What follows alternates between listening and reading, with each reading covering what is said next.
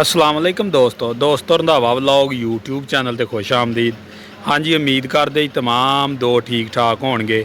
हाँ जी दोस्तों, अज मैं मौजूद हाँ जी दपालपुर ते YTO वालियां दी जिहड़ी मेन वर्कशाप उहदे ते मौजूद हाँ ते मुकम्मल जिहड़ा वर्कशाप दा विजिट करवाउने आ और ट्रैक्टरां दे बारे मालूमात दिन्ने आ। ट्रैक्टर खड़ा EF 804 EF 800 पूरा YTO दा। ये कोई छोटे मोटे जेहड़े कोई मसले आए, कोई सर्विस होने आए आ, ट्रैक्टर जेहड़े वर्कशाप के उत्ते आए आ।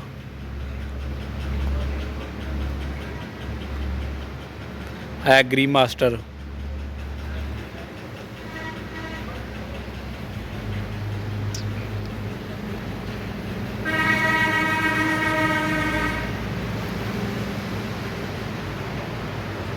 बाकी मुकम्मल तुहानूं विजिट करवा देने वर्कशाप का। बाकी को अगर मेन मसला आए तो कंपनी घर जाके सही करके आउंदी ट्रैक्टर नूं। 2 मिनट पहलों इत्थे सी इन्हां दे टैक्नीशियन साहब ने वो इत्थों गए ने, एक ट्रैक्टर के डीजल पंप नूं मसला आया और फौरी तौर पर नवा डीजल पंप जिहड़ा वो लैके गए आ चेंज करके देण वास्ते।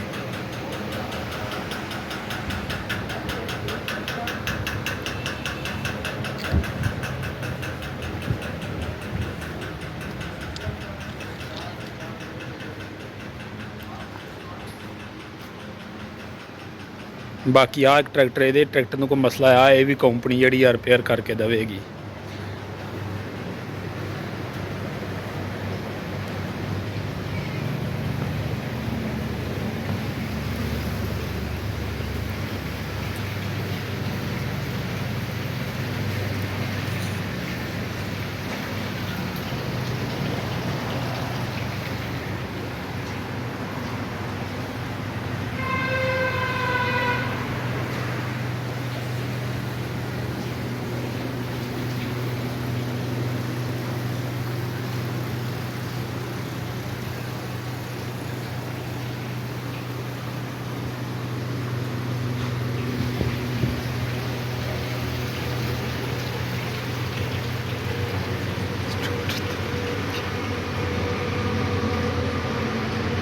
बाकी आ जी इस ट्रैक्टर का इंजन पे आ जे।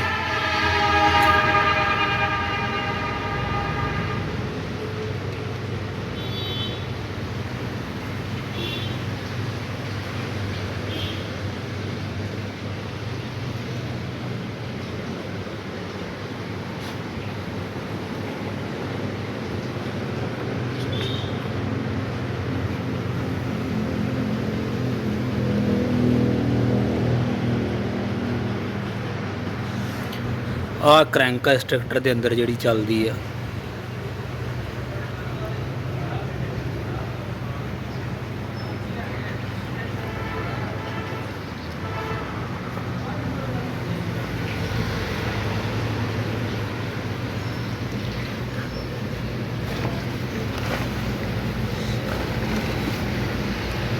पिस्टन जी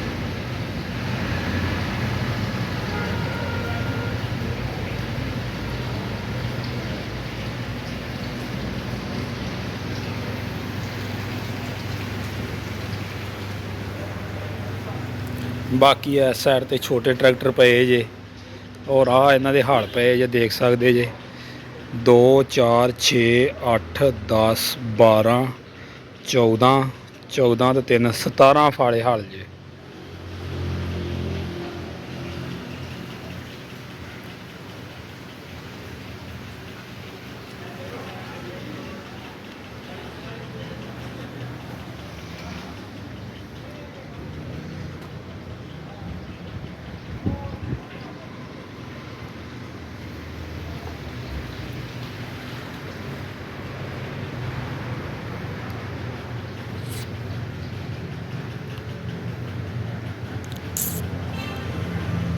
YTO का 250 फीटा इंजन वाला ट्रैक्टर है, देख लो।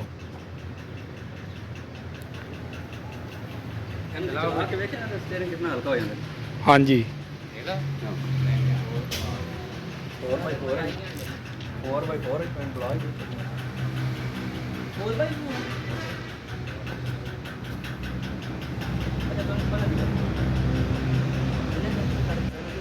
4 आना है